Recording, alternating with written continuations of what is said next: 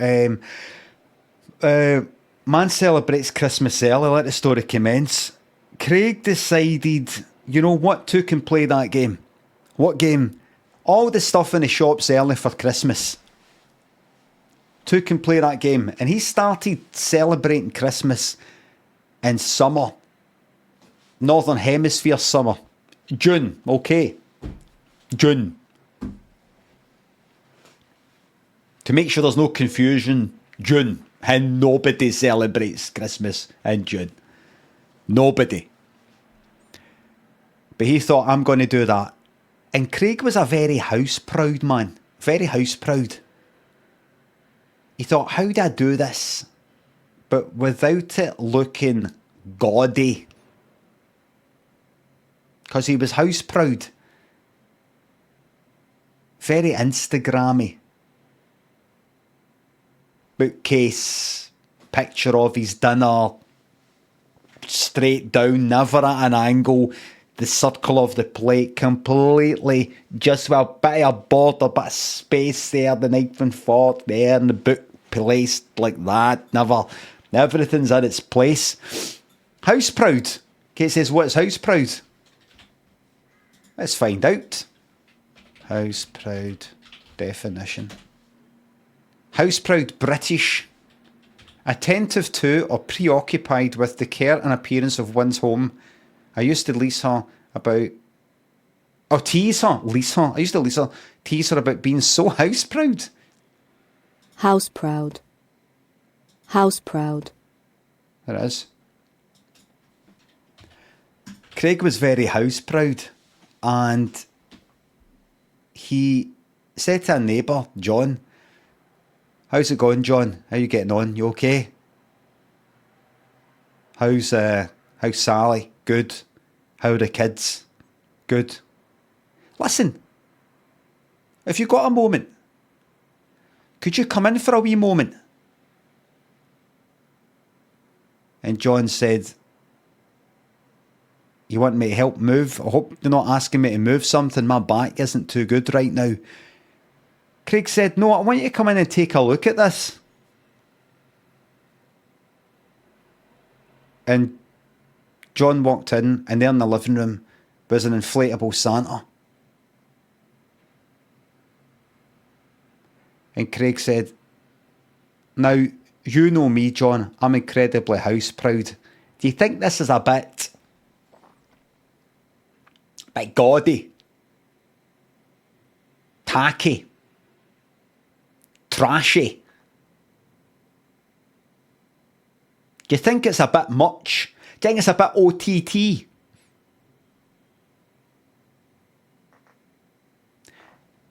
John went, what's it for? It's for Christmas. What I was thinking, and explained the whole thing. And John said, what you try to do with they sometimes do on the GMTV, they go, oh, here's a family that have been celebrating Christmas all like GMTV. It's not been GMTV for years. And John went, well, whatever it is now. And John said, what is it you're trying to do? I'm sorry. Are you getting people round? Is it a wee fun? I'm thinking they've got stuff in the shops for Christmas come September.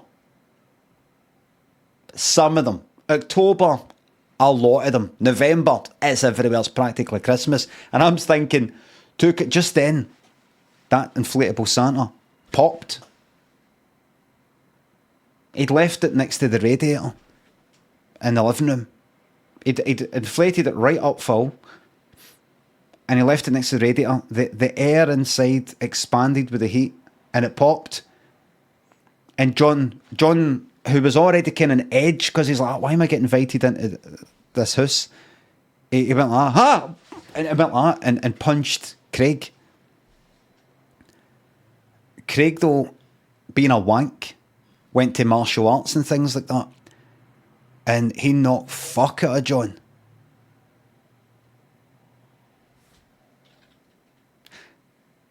There's more. There's more to it. I was going to end it there, but there's more. Because it's Friday and you're worth it.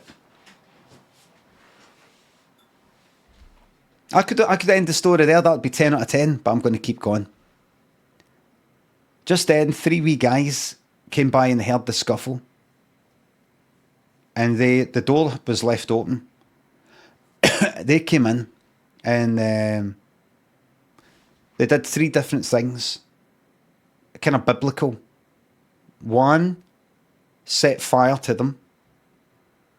The other one, 3 wise guys, like kind of Christmas. That's right. It didn't even click with me. The second one, no, wait a minute. Gold. The first one, forget about it. It's got to do pestilence and all that. The first one choked Craig with his gold chain. The wee guy's gold chain choked him with it. The second one,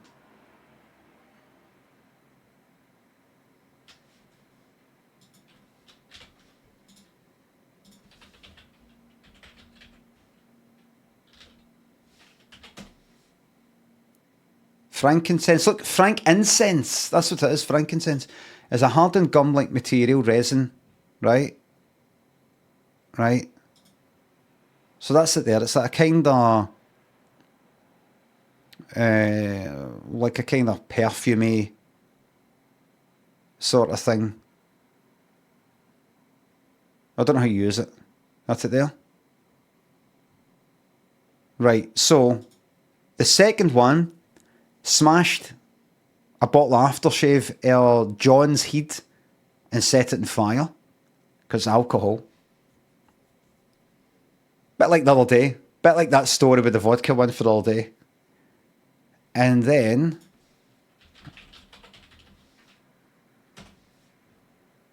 it's myrrh. It's a gum resin extracted from number. Right, was it day?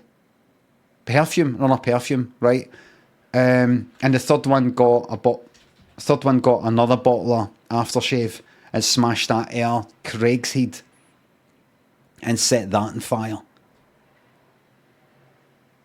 Their faces were all smashed up with the glass for the bottles.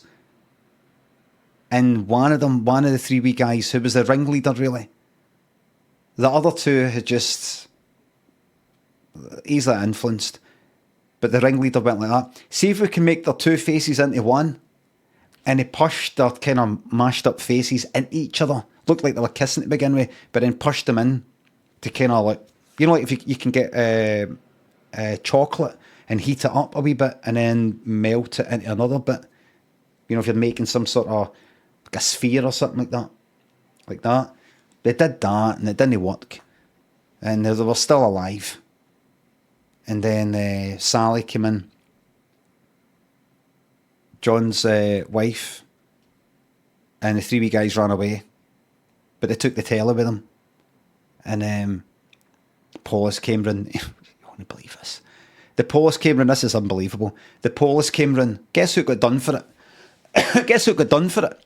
Guess who got done for the attempted murder of John and Craig? No Sally. Alright, Sally and the Waynes got sent to a workhouse.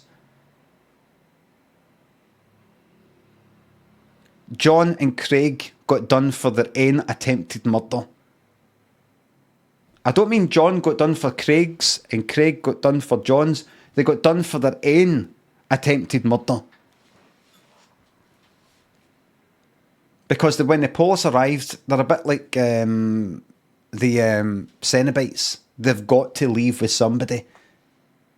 And because they can't get the 3 wee guys done, because it's no their fault. Do you know what I mean? They're fake, you know, sort of upbringing, tough upbringing. It's no their fault. Do you know what age these 3 wee guys were, by the way? They're in their 30s. We're not talking about, you're not talking about under the age or responsibility or something. In their 30s. But they just played the system. Anyway, John and Craig got done for it. Hard labour, big rocks, fucking pickaxe, having to do that, chain to it, all that. Having to smash these rocks for no reason. You know what they do with the rocks? Got that. See all the rocks you've just smashed up, you spent all day, and they just shove them down the toilet. And then they go like that. Toilet's blocked. Empty it. But it was you that put the rocks down. Empty it. Alright then, wait a minute. I've got to use it first. And the fucking, the governor would shite in the pan and then one day they just went like, you know what, I'm sick of the fucking sight. All the screws went like, you know what? See you, John and Craig, you're fucking pathetic and I'm sick of the sighties. Come here. And they took the stones out the toilet pan, covered in shite, like chocolate raisins, but that size, and fucking rammed them into their throat. And chucked them in the sea and they sank to the bottom because there's rocks in them. And see the three wee guys?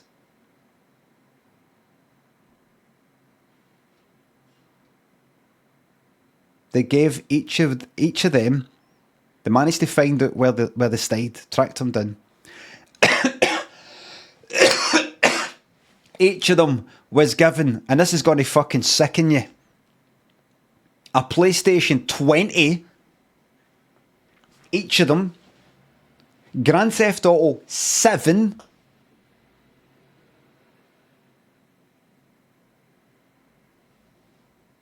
Half-Life 4.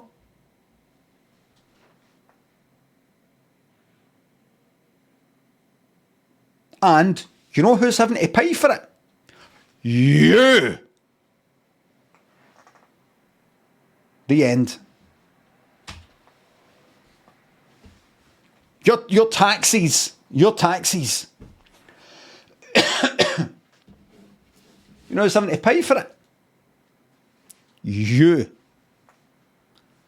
Oh, it's alright. Don't worry about the cost of it. Somebody's picking up the bill. Who? You.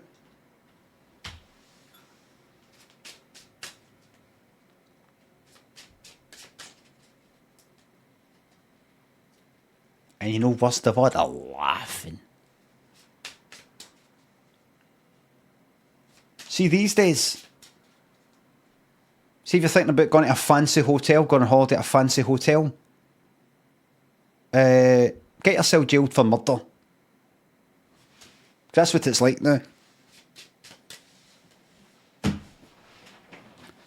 If you're thinking, I want to go to one of these places